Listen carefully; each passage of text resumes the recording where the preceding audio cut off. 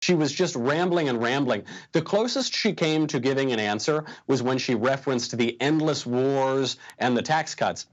But even there, it is worth pointing out, her math is orders of magnitude off. According to the CBO, all of those wars I assume she's talking about are the wars in Iraq and Afghanistan, those quote-unquote endless wars. The total cost of those wars, according to the CBO, is $2.4 trillion.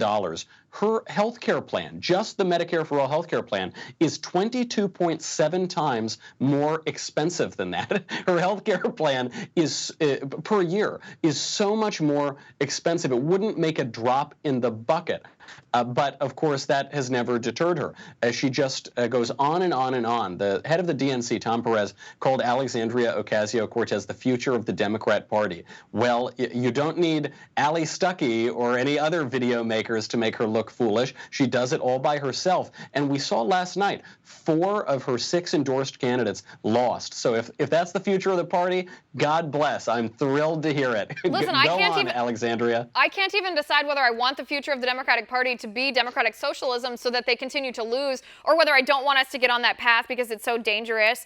Maybe the money she's talking about from these so-called endless wars that she thinks were so unnecessary, maybe they could at least pay for Band-Aids for everyone in the country or something like that. It's such a small fraction here. Here's another interesting thing. Bernie Sanders actually won't answer the question either. Alexandria Ocasio-Cortez is the one that's getting the heat for it because she's the most recent propagator of this message. But Bernie Sanders won't answer how much these plans will cost either. Yet he did issue a blistering, actually, condemnation of the estimate from the Manhattan Institute. He said that it was biased and untrue, but he won't give us a number that he thinks is more accurate.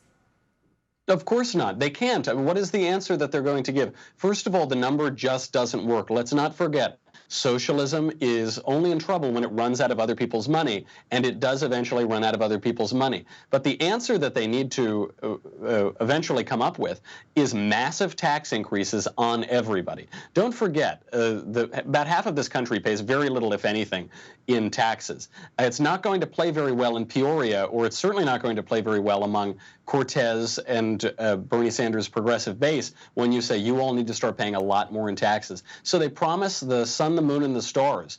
This is the mark of demagogues, and it's a good thing for the country that they keep failing. I mean, I really hope the Democrat Party in this election runs to the left. There is a fear that they're going to start mainstreaming these ideas over time. But if last night's elections is any indication, that it shows that the American people are still, at least for now, immune to socialism. Want to see more videos like this? Click on the link below and subscribe to One American News on YouTube, and call your cable provider and kindly demand that One American News is added to your lineup.